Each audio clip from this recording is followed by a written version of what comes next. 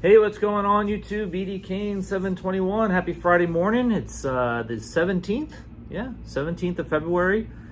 Over halfway done here in the month of February. So looking forward to a great weekend coming up. It's a little chilly here in San Diego, which is fine with me. I don't have a problem with being a little chilly, a little rainy.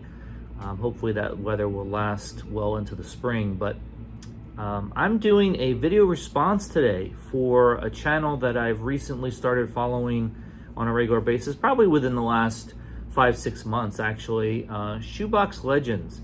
I left a link below to his video. He's doing a contest for 500 subscribers on his channel.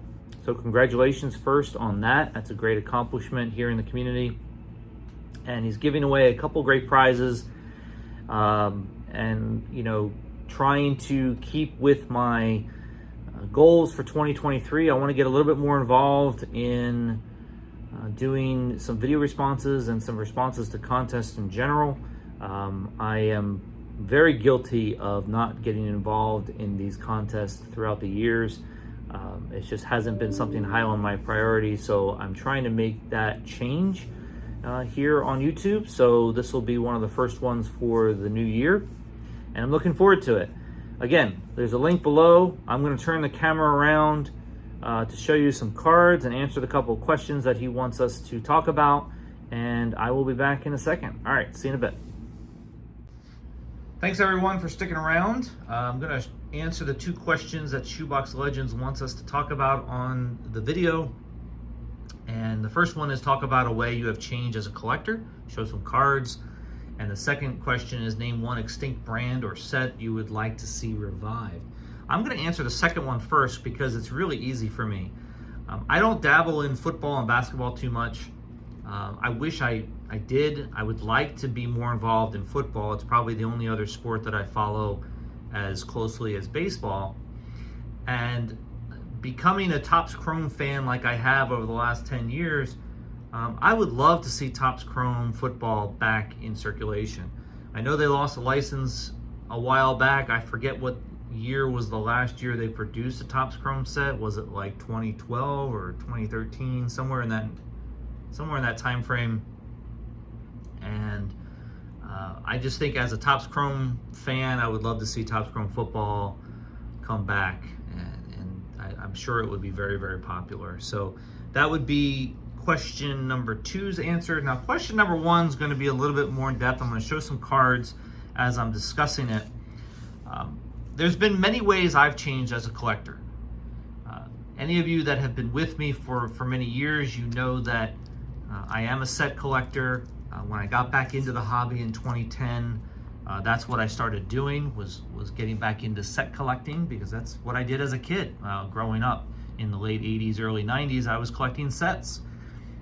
Because that's pretty much what you did back then.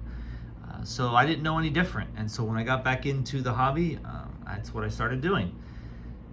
But as things have changed over the last several years in the hobby, collecting sets is becoming a little bit harder depending on what product you're wanting to collect. So I had to pivot, as most of us probably did during the pandemic. The pandemic changed a lot of things for us. The hobby itself, exploded, and things started shifting. I was almost out of the hobby in 2020, but then I found JT and Maiko's Facebook group on grading. I was a staunch believer that grading was not that big a deal. You didn't really need to do it to have fun in the hobby. And then once I started watching videos of people reviewing their cards from grading, especially through JT and Maiko's group, I started getting that bug and getting that itch to send cards in. So I started sending cards in myself, and found it to be a lot of fun and very enjoyable. And I started finding the reasons why to do it. Primarily the reasons are to preserve value in your cards, and to maybe make it a little easier to trade and sell them. I'm not really a seller or an investor. I'm a collector. And so I rarely sell cards, but I will trade them. And so I've had fun with trading not only raw cards, but also graded cards. So, you know, I started sending away some cards that I normally wouldn't have cared that much about, like things like base rookie cards and refractors like these two. Ronald Acuna Jr.'s 2018 Topps Chrome rookie card and 2018 Topps Chrome Shohei Ohtani's refractor rookie card, things like that. Started sending in, but then there's also cards that I want to have in my personal collection for a long period of time. So I'm a Manny Machado collector, so I would send cards away that I have of his that I want to preserve the value and also just protect the card for the long term. So something like this 2012 Bowman Chrome Prospects Blue, numbered cards like that, really rare numbered cards like this 2017 Topps Chrome Buster Posey red refractor, which is numbered to 5. Things like this I would never have sent away for grading, but once I realized, he's going to be a Hall of Famer and it's a numbered out of 5 card and the rarity of it, I mean, why not? Just send it away and hopefully you get a 9 or a 10. I was hoping for a 10 on this one. It was a little bit of a bummer that I didn't get a 10, but still, mint 9 is fantastic on cards like that. Obviously, other PC cards like a sepia of Fernando Tatis Jr. came back at 10. That's fantastic.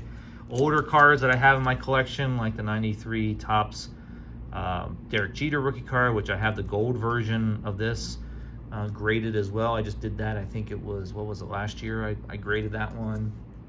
And even more recent cards that I just thought were really good looking cards, like this one of Fernando Tatis Jr., one of the first cards in his brown and yellow Padres jersey. It came back as a Gem Mint 10. So things like that have changed the way I collect. And I know a lot of you have probably taken that step as well over the last several years, but certainly one of the major things that's different in my collection compared to what it was like 8 or 10 years ago when I first got back into the collection. So those are my answers. I hope that that satisfies the requirements for the VR, and I am looking forward to seeing how this contest shakes out. Good luck to everybody who joins, and I will talk to you guys very soon. See ya.